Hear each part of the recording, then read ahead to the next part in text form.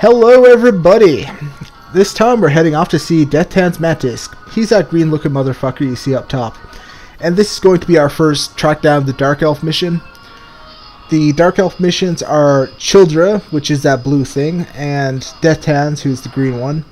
The Sabotage New Arcadia are Blazing Flizzard, which I already did, and Hellbat, which is the bat looking guy. The other one, the purple one, you know what I mean.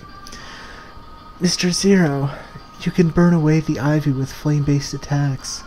The recoil rout's charge attack can destroy things too. Keep that in mind. Just giving a little bit of background info, some tutorial text. So this is Deathtan's level. This is probably the easiest starting level, and the other one I really recommend starting off on. Switching to the flame body chip. As you can see, there are different slots there. I'll explain those later. And yeah, so even though this is the easier level, why did I start off with Blazing Flizzard? Well, I find his boss fight pretty easy, especially with the X skill, which actually ends up making the fight a bit easier in my opinion. And also, he gives really great equipment. So let's take a look at that. This is one thing that I really thought was important to get out of Blazing Flizzard's level before doing anything else. This is Clockle. He speeds up our weapon charge at the cost of 200 energy crystals.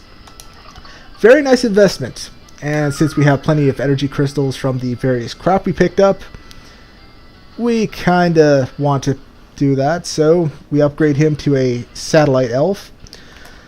The fusion system works a bit different this time. Like I said, there's two different types of elves. Fusion, which is always active. These will cost you mission points if you use them. And satellite. These are basically equipment you can equip, and they'll boost your abilities. They don't cost you any mission points, so you can use two of these satellite elves at the same time with no penalties whatsoever, which makes the game quite a bit easier, especially if you have a good couple of satellite elves. And because of the way the upgrade system works, you can switch back and forth between fusion and satellite. The ones with the wheel that you see there, like it's green and blue, that means you can make them fusion elves or you can make them satellite elves. They tend to start off as fusion elves, but by paying energy crystals you can convert them into satellite elves and equip them. That little A means that it activates in cyberspace, if I'm not mistaken. And the other symbols, well, this means you have to upgrade him once before you can use them. There's other ones that say L2, you have to upgrade those twice. Those would be like this game's equivalent of the really huge icons from the previous games. And this means that you can upgrade the elf. So basically you make the elf stronger, whatever ability it has, you improve it. So we're going to do that with Slop here. Sloppy? Slappe. She scatters life energy for us. So basically she constantly drops healing items, so we don't have to worry so much about finding them from enemies and whatever. So I'm going to upgrade her, make her a little bit stronger, and that should increase the speed at which she drops stuff. So let's go equip our satellite elves. Sloppy, of course. And satellite elf number 2 is going to be Clockle. So right now we have an elf that drops life energy at a pretty decent rate. It's not constant, but you know, it's decent for what it does. And an elf that speeds up our weapon charge. Very nice. I could go in here and fuse a couple elves to myself, and that works much like the cyber elf system of the previous games, but much like in the previous games, we can't really do that without costing us a bunch of mission points. So yeah, and there's the cyber elf list. So, not really going to be doing a whole lot of fusion, but I am going to be using some satellite elves, and I may upgrade some fusion elves into satellite elves just for the sake of usefulness. Activate our X skill, because it might be useful. Actually, no, it wouldn't be useful for this level. Alright, let's get going. So, that's our cyber elves hanging out up there. That's Sloppy up top. Occasionally you'll watch her drop a little tiny medkit item. Shit. And that's Clockle chasing behind us. That's the way he does it. Check out these doors. This level has a lot of cyber elves as well. So, you know, again, it's a really good starting off point. But I kind of recommend Blazing Blizzard, just because it makes this level even easier, and it's not that hard, in my opinion. It's not like it gets much easier, at least, when you have a couple upgrades. So like they were saying, we can, again, burn away the foliage, like we could in previous games. I'm not going to try grabbing every single disc. I do know where a lot of them are, and I'm sort of walking past a bunch.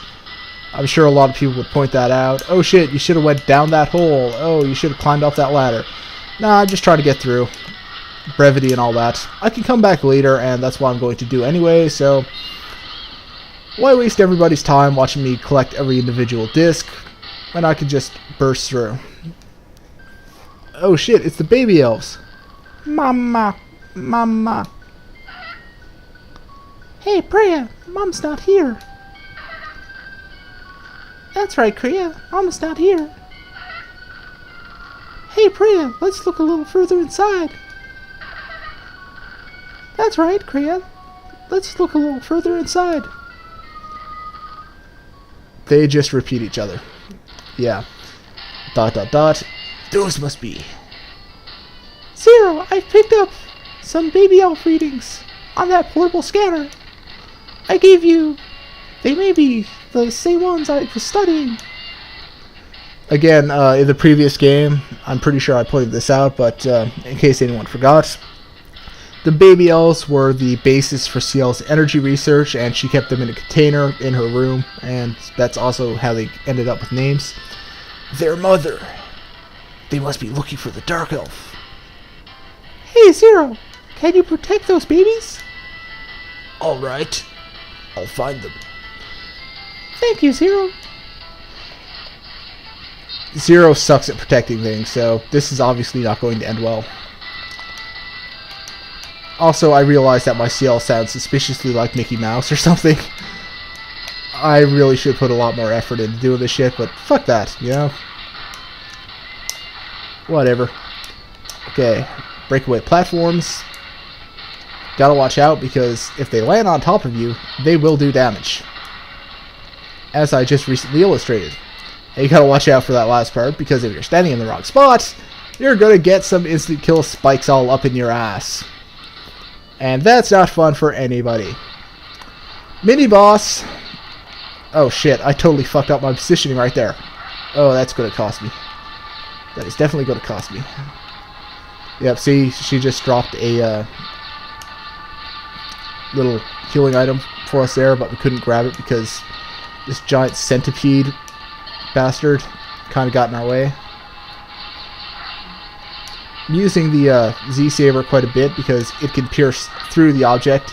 If I try shooting it, the outer shell will actually just stop the buster shot. So instead I gotta deal with the piercing effect. Shit, that was really lousy placement on my part. Okay, now it's shooting outside. Occasionally it'll change up where it's shooting, so you have to move around a little bit. It's not too difficult for a mini-boss, but definitely harder than the last one. And that's probably going to cost me a couple points on the ranking screen, but I don't care. I'm breezing through this level quite a bit, and part of the reason why I'm breezing through the level so quickly is because I kind of figured I'd take a couple hits from that boss. It happened on a couple of my off-screen runs. There's a sub-tank up there, but the process required in grabbing it kind of takes a lot of precise timing and a couple of attempts. And I don't think I could really pull that off, especially since I'm trying to rush through this level, get as many points as possible for speed. Shit, I totally didn't see that. Really, really stupid part. Really stupid on my part. Burning foliage everywhere. Unfortunately, the fire from the leaves and stuff doesn't actually do damage to any enemies. So, like, if there was an enemy touching the part that's going to be on fire, it won't do damage, which I thought is kind of stupid, but whatever. You know what I mean. I don't really care that much. It'd just be kind of nice if it did that. You figure the huge fire would actually do damage. Oh well. Alright, so doesn't really matter as far as elemental chips go, because this is the non-elemental boss. As far as weapons, you can use the recoil rod pretty efficiently in this fight, because the charged version of it will actually knock Death Tansk on his ass, so he won't be able to do much attacks.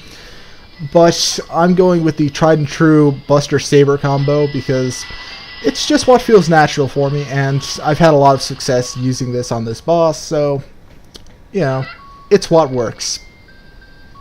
Who are you? You smell like Mama. Who are you? You smell like us. They smell like the Mama? Chicka chicka! So these are baby elves! Lord Weil ordered me to find them. They really are just little elves. Are they useful? Hand over the baby elves, or I will stab you in the face repeatedly. Oh, I know him. He pushed Mama around. I know him too. That's the guy who pushed Mama around a century ago. Backstory. You faker! Uh-oh, Zero has all the swords. All the swords forever. You faker!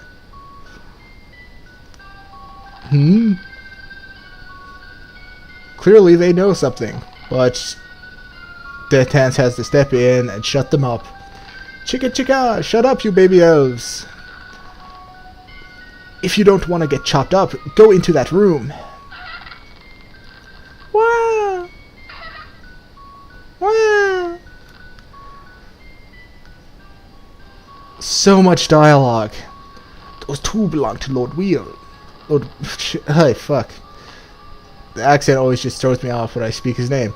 Those two belong to Lord Wild. You can't have them. I'm Death Tansk Mantisk, one of Wild's numbers. Now, time to slice you into ribbons. I'll cut you to ribbons. Nobody gets that. Okay, so this boss, not that difficult. And if you're wondering what the fuck chicka chicka is supposed to be, it's the sound that your eyes make when they twitch. So basically this guy has like a tick of sorts where his eyes twitch around. Shit. Gotta watch out. Oh boy. Oh shit, that was close. If I fucked up right there, that would have hit me. So, I guess I should explain his attacks. His X skill, he makes the rock come down. He slices it into 3 pieces. One goes low, one goes across, one goes up. The easiest way to dodge that, climb the walls. His other attack, he charges you. That can be really quick, so it's hard to watch for. You noticed I got hit by it a bunch of times. Another one, he climbs the wall and he throws his scythe across, and it rolls along the opposite wall, across the ground, and over. The easiest way to do that is the way that I didn't do because I fucked up, but fortunately it kind of worked out. What you're actually supposed to do is wait for it to come down, jump over it, and then attack him while you're jumping. But I kind of attacked, which would have meant I would have dropped right into the blade. Good thing that worked out. And another one, he'll jump onto the wall and jump to the opposite side of the screen. So just go under him whenever he does that, which is why as soon as he jumped up on the wall, I ran to the other side of the screen and tried to get under him. Because you don't know whether or not he's going to throw the scythe or sort of jump off the wall Vegas style. And I think that's all the attacks and a rough idea of how you're supposed to deal with them. Obviously, I didn't do too good of a job, but yeah. Chicka chicka! Even if you defeat me here, my associates will cut the old chains that bind the world and build a new order. Lord Weil!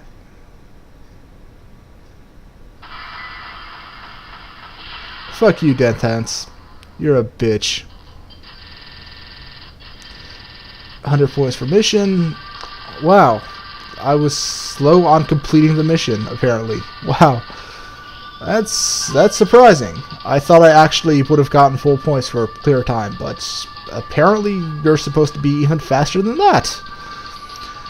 Alright, you got the light body chip. That's right, this time the non-elemental bosses will actually give you items. Thank you, Capcom, for doing that. The light body chip is basically a chip that makes your body lighter, obviously, as the name would imply. What it does is it prevents breakaway platforms from crumbling when you step on them. So throughout the levels you're going to see a bunch of those platforms that break away when you stand on top of them. They're all over the place now. They're not just limited to like 1 or 2 levels. There's a couple of places where you'll see them. And the light body chip makes sections where you have to jump across a bunch of these a lot easier, since you don't have to worry about time and you can just kind of go at your own pace. So that kind of works out good. You captured the X skill of Death-Tan's Mantisk. You got the 1000 slash. 1000 slash is essentially 100 hands except for a recoil rod. Basically, Zero goes all E Honda on that bitch and just stabs the fuck out of everything with the recoil rod. And let's check our discs. Cyber Elf, and a Cyber Elf. And there is a shitload of discs I didn't get, as well as the sub-tank. So I'm going to have to go back into that level later. Not sure whether or not it's going to be before or after I take out Children. This is going to be fun because I really am not a fan of Children's level. It's really nice, but goddamn, it's not fun. At all. So that's Death-Tan's down. Tune in next time when I take on the next boss. See you around.